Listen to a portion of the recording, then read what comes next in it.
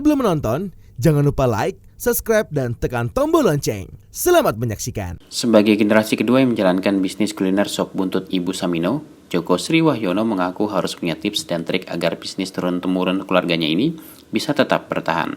Salah satunya, investasi di bidang properti. Tidak bisa dipungkiri pandemi berdampak cukup signifikan pada bisnis kuliner sop buntut Ibu Samino ini. Joko harus memutar otak agar bisnis yang dirintis kedua orang tuanya sejak tahun 1973 tetap eksis dan bahkan semakin banyak pelanggannya. Salah satunya adalah memodifikasi varian menu yang disediakan. Joko juga bercerita soal rencana untuk semakin menggenjot penjualan lewat online. Outlet sop buntut Ibu Samino bisa ditemui di beberapa daerah seperti di Senayan, Depok, Kemang, Solo, dan beberapa mal di Jakarta. Resto dengan warna khas kuning dengan gradasi hijau ini memiliki menu andalan sop buntut dengan kuah bening.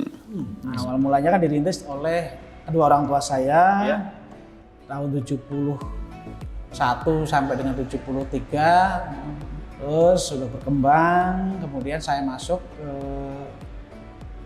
bisnis ini itu sebenarnya nggak sengaja. Karena awalnya kan saya selesai sekolah, saya pengen nyari kerjaan, tapi sama orang tua saya suruh bantuin aja. Bantu dari aktivitas dari produksi, dari belanja, terus bantu-bantu nganterin, bantu-bantu nyiapin bahan. Nah di situ mulai tuh. Sebenarnya lumayan agak lama, kurang lebih sekitar setahun, hampir 2 tahun lah. Perlahan-lahan saya udah mencintai pekerjaan itu dari masuk, passionnya udah mulai masuk pelan-pelan. Oh ternyata kalau kita tekuni pekerjaan itu dengan niat yang baik, itu kita cepat beradaptasi dengan kondisi tersebut. Passionnya kalau apa yang membuat sop buntut itu beda ya, jadi sop buntut itu memang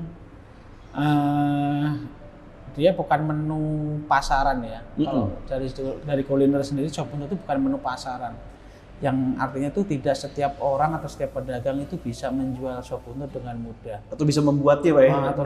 Jadi cara membuatnya aja itu prosesnya memang agak lama daripada masakan-masakan yang umumnya. Taruhlah kayak bakso, soto, mie ayam itu sop buntut lebih lama prosesnya. Dan modalnya pun besar. Modalnya besar?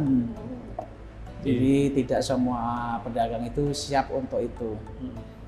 Selain modalnya prosesnya lama, modalnya besar, terus juga udah pasti kan harga jualnya kan besar. Lebih tinggi ya Pak ya, dibanding bakso dan lain-lain ya. Berarti dia harus menyiapkan tempat yang worth it, yang representatif, yang sebanding dengan nilai harga jual itu.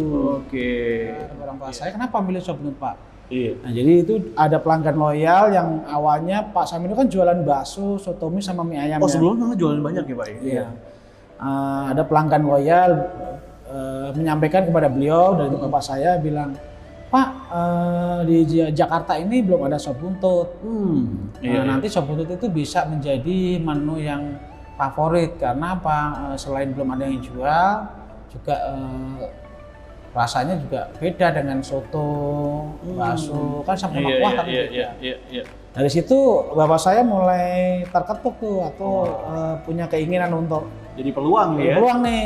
Karena memang untuk sop buntut sendiri juga selain belum ada juga prosesnya juga nggak mudah.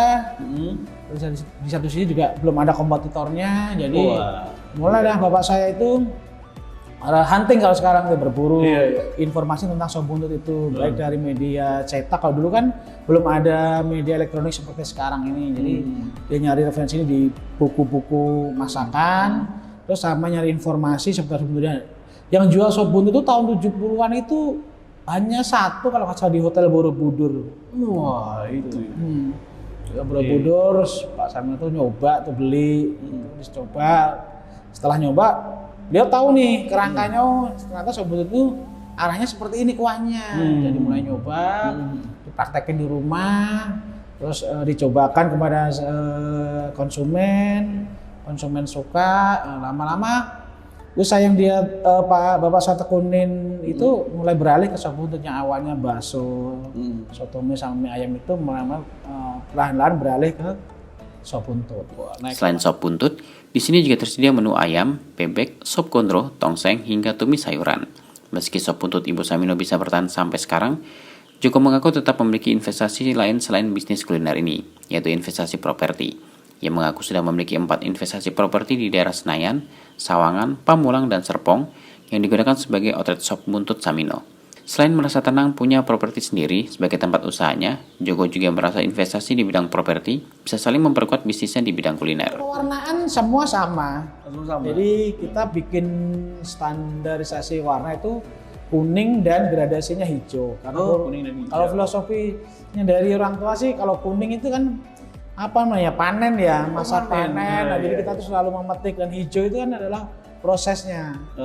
Dari hijau kalau kita menanam padi atau apa itu kan hijau itu kan pada saat proses penanaman, dan kuning itu panen. Di satu sisi dari segi marketing kan kalau kuning kelihatan ngejreng, terus bagus, bersih, dari jauh itu orang itu bisa lihat, oh itu kuningnya ada gradasinya hijau, itu Samino pasti.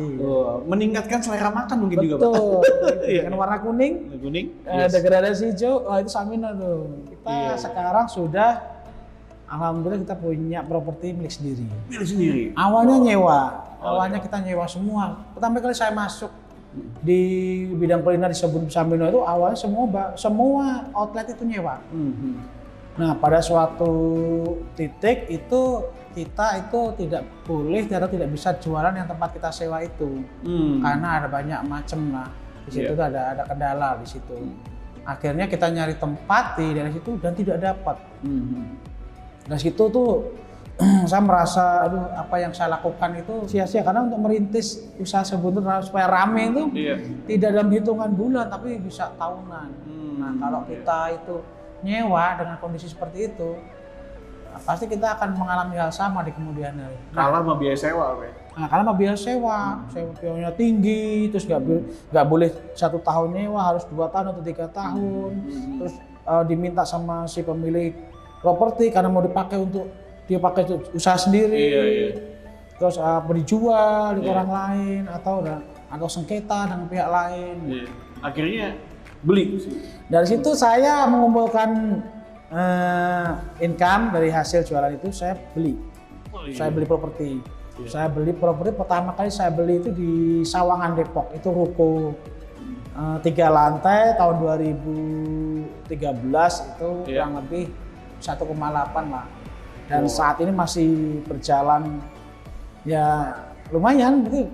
Kalau kita beli walaupun itu nyicil, walaupun itu nyicil kurang lebih sekitar 5 tahun sampai dengan 6 tahun, itu kita masih tenang, endingnya itu kita tenang karena nanti si properti itu jadi milik kita. Nggak diusir, milik kita sendiri gitu. Iya, jadi milik sendiri, terus dan kita hasil kulinernya buat bayar itu dong, Pak. Betul. Jadi aktivitasnya kuliner itu buat bayarin sana. Kalau misalnya ada subsidi dari outlet lain, kalau dari subsidi dari sini itu pun jumlahnya nggak besar. Wow. Sekarang udah berapa banyak nih properti yang dimiliki, Pak? Properti yang saya beli di Jakarta yang besar itu sudah ada 4 di sini. Iya, Sepatu Senayan ya. Sawangan. Terus di Pamulang. Sama lagi di Serpong. Wow. Serpong yang di Taman Tekno itu kita beli. Tim Eljan Media melaporkan.